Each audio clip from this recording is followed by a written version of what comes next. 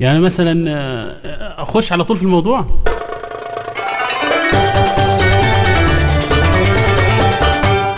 واحد بلدياتنا بيتكلم في السياسة بيقول كويس ان امريكا اتهمت طالبان ما اتهمتش المدرسة كلها.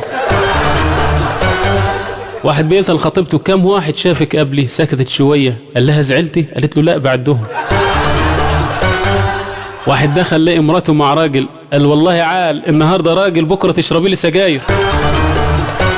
بقول لك واحد بلدياتنا بقى من اصحابنا دول اشترى عربيه BMW اخر موديل بمواصفات خاصه وفيها كمبيوتر بيصلح كل حاجه من غير ما يروح توكيله من غير ما يروح لاي حد. فصاحبنا قال نجرب، فكسر الباب اليمين فرد الكمبيوتر يا ايها الباب ارجع كما كنت، فرجع الباب.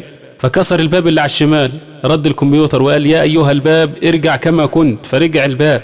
فعجبته اللعبه قوي، قام قال طلع فوق الجسر راح طاير من فوق الجسر، فرد الكمبيوتر قال يا ايتها النفس المطمئنه ارجعي الى ربك راضيه مرضيه. بقول لك واحد مسطول بيسال صاحبه المسطول هو لو ما فيش ستات في الدنيا كلها كان ايه اللي هيحصل؟ رد عليه قال ما كانش حد هيتجوز على مراته. واحد مخنوق من الدنيا ومن نفسه وفي دبانه عمال تحوم حواليه اما مسكها وقطع جناحاتها وقال لها قضيها مشي بقى على رجليك.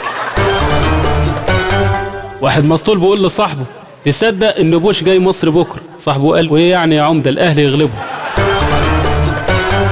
واحد سواق تاكسي محشش شاورت له واحده حلوه قالت له ممكن اروح اخر الشارع؟ قال لها بس ما تتاخريش.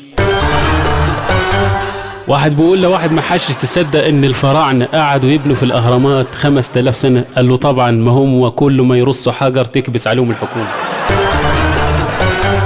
واحد محشش حط للراديو حجرين مذيعة سطح.